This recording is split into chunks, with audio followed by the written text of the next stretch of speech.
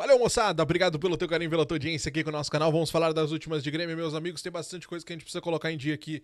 A gente vai falar sobre a situação do Bright White. Vamos falar sobre Edenilson de saída. Que história é essa? Ele fez questão de colocar essa história toda na mesa. 5 reforços. 5 jogadores que estão próximos de chegar ao tricolor. Alguns já desembarcaram em Porto Alegre.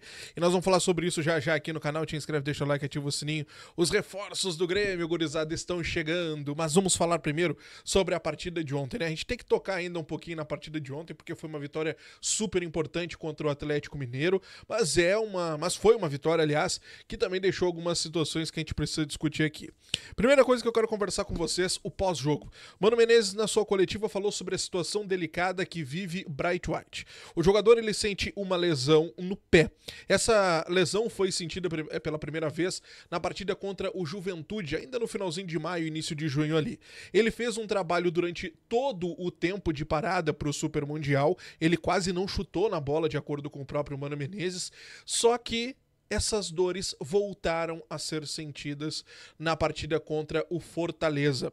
De acordo com o Mano Menezes, o jogador precisou fazer, inclusive, precisou tomar remédio na beira do gramado ali para poder aguentar o segundo tempo daquela partida contra o Fortaleza.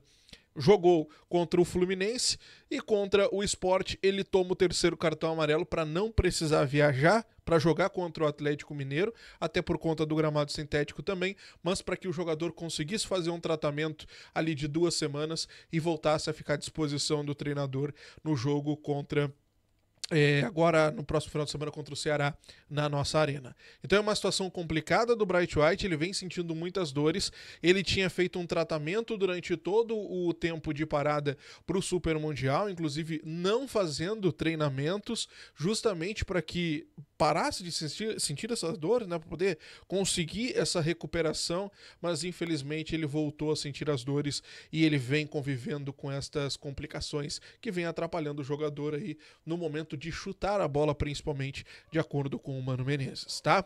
Vamos esperar. Agora o Bright White vira a nossa única opção aí pro final de semana. Já a gente vai falar sobre isso aqui no nosso canal também. Gente, vamos falar sobre outra situação importante que também tomou conta das últimas horas no final de semana. Foi a possibilidade de saída do Edenilson. Eu até trabalhei com vocês essa situação aqui no nosso canal, no vídeo do último sábado, porque a informação, inclusive, tinha partido do colega Matheus Dávila, né?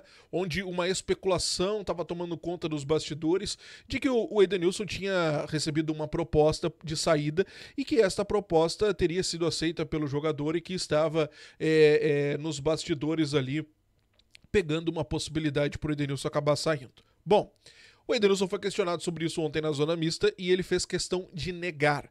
Não há proposta, não há nenhuma conversa para a saída do jogador. Nesse momento ele está focado no Grêmio, não tem conversa nenhuma com nenhum clube. O Edenilson negou esta possibilidade de deixar o Grêmio. Lembrando que o jogador tem a confiança de Mano Menezes, eu até pontuei isso aqui com vocês, porque o Edenilson, o Mano, em diversas entrevistas disse que é um jogador que tem características únicas no elenco, não é verdade? São palavras do Mano, tá? Ontem, inclusive, marcou, não jogou nada, mas marcou o gol, fica o gol marcado, é verdade, mas é um jogador que, de acordo com o próprio Edenilson, não tem absolutamente nada para saída, mas eu reforço aqui a informação e a especulação trazida pelo colega Matheus Dávila de que havia sim, ou há ainda, uma possibilidade de saída do Edenilson aí nessa janela de transferências ainda, lembrando que o contrato dele com o Grêmio vai até dezembro ainda dessa temporada. Gurizada, no jogo de ontem, Mano Menezes perdeu 3 jogadores para o próximo confronto, que é contra o Ceará. Aliás, um deles o Mano perdeu por muito mais tempo. Eu tô falando do Villasanti. O Villasanti teve confirmada nas últimas horas a tão temida lesão de LCA, meus amigos. Através de um comunicado no seu site, agora há pouco o Grêmio confirmou que o Villasanti teve constatada a ruptura do ligamento cruzado anterior e ainda uma lesão no menisco lateral do joelho esquerdo. Isso faz com que o Villasanti fique fora do restante da temporada. Ele deverá passar por cirurgia nos próximos dias. O Grêmio ainda não informou a data que será feito esse procedimento, mas o fato é que o jogador não atua mais em 2025 e provavelmente só vai voltar aos gramados lá na metade, quase no final do Gauchão de 2026. uma situação bem complicada para o jogador, né? O Villaçante sonhava ainda em chegar à Copa do Mundo em 2026, mas infelizmente com essa grave lesão ele não só desfalca o Grêmio, mas também pode estar dando adeus aí ao seu sonho de disputar uma Copa do Mundo. É triste, pro jogador é muito triste, pro profissional é tristíssimo, porque o auge é o jogador disputar a Copa pela sua seleção, né? E agora que o Grêmio vinha conseguindo, ou melhor, a gente tem essa expectativa de que o Grêmio volte, né, a tentar organizar esse meio campo e o Villaçante conseguir ali se adaptar junto com os novos companheiros, acontece uma situação dessa. Mas, como eu disse para vocês, o Mano perdeu 3 jogadores pro próximo confronto, no caso do Villaçante por muito mais tempo, infelizmente. Os outros 2, Dodi, que levou o cartão vermelho, assim como Carlos Vinícius, também não fica à disposição para o confronto contra o Ceará no próximo sábado na nossa arena, tá certo? Gurizada, vamos falar sobre outra situação importante. Te inscreve aqui no canal, deixa o like, ativa o sininho de notificações. Eu quero conversar com vocês sobre Marlon. O Marlon. Eu quero saber de ti o seguinte, tu tá gostando das atuações do Marlon? Eu tô vendo muita gente comentar que o Marlon chegou aqui muito bem, que o Marlon chegou aqui fazendo estardalhaço, legal, show de bola, só que o Marlon vem deixando a desejar nos últimos jogos. Eu particularmente gosto do Marlon, tá? Acho ele um bom jogador. Acho um bom jogador que apoia lá na frente, acho um bom jogador. Ele tá cometendo umas falhas, isso é verdade, principalmente na questão defensiva, mas como o nosso time como um todo defensivamente tá deixando a desejar, ontem, salvo engano, né? Ontem fez uma boa partida. Ontem foi legal. O sistema defensivo ontem foi bem. Balbuena e Kahneman. Mas o Marlon eu considero um bom jogador. Só que agora a gente começa a botar na balança. Até onde o Marlon é esse bom jogador? Até quanto vale o investimento do Marlon? Por quê? Lembra que eu disse pra vocês que o Marlon chegou aqui no Grêmio por empréstimo até o final do ano, né? Pois é, se ele fizer 25 partidas, o Grêmio fica obrigado a comprar o Marlon. Diogo, quanto é que é o valor, Diogo? 3 milhões e meio de euros. Estamos falando aí de valores na casa dos 22 milhões de reais. O Marlon até o momento já fez 8. Faltam 17. Aliás, contrário. Ele já fez 17. Faltam 8 partidas. Tem todo o segundo turno ainda pela frente. E aí? Vale a pena? Se ele completar 25 jogos como titular, o Grêmio fica obrigado a pagar os 22 milhões de reais pelo jogador, pagar lá pro Cruzeiro. Esse é o valor dele. Quero saber de ti, vale a pena a compra do Marlon por 22 milhões de reais? A gente tem que pensar, tá? Mas é um jogador que me agrada. Quero deixar bem claro isso pra vocês. Me agrada. E com o mercado inflacionado do jeito que tá, a gente tem que botar na ponta da caneta aí pra ver o que vale e o que não. Mas vamos pensar mais adiante, né? Vamos pensar longe ainda. Vamos lá. O Grêmio não quer ficar com o Marlon. Vai fazer o quê? Vai tirar o jogador e não vai deixar ele jogar mais? Se faltam só 8 partidas. Vai começar a jogar com o Lucas Esteves? O Marlon é mais jogador que o Lucas Esteves, né? Então, muito provavelmente o Grêmio vai acabar fazendo essa compra do jogador. Quero saber a tua opinião. Comenta aqui embaixo o que tu acha disso tudo, tá? Gente, vamos falar sobre Arthur? Vamos falar sobre os reforços do Grêmio para os próximos dias? Porque uma reunião nesta segunda-feira lá na Itália deverá decidir o futuro do jogador. Grêmio e Arthur já estão acertados. Contrato de 1 ano e meio até o final de 2026.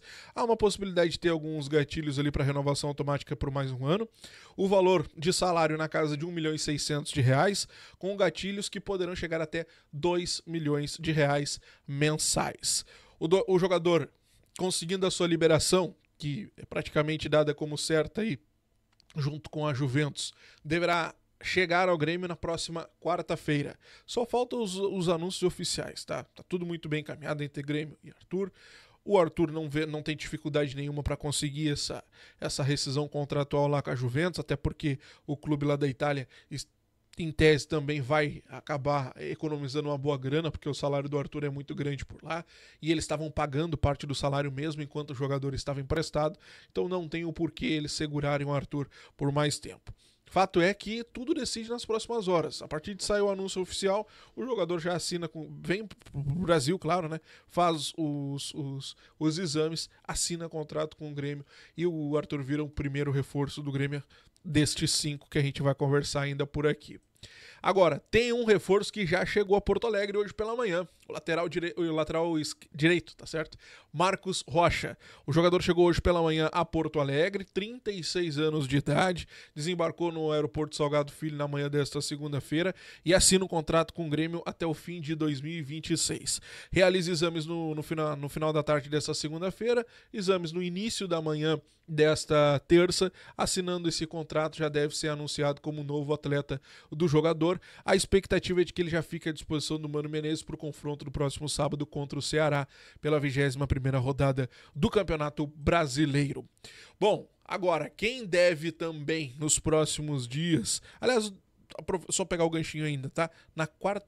Amanhã ainda, no finalzinho da tarde. Eu tô com hoje como terça, tô viajando no tempo.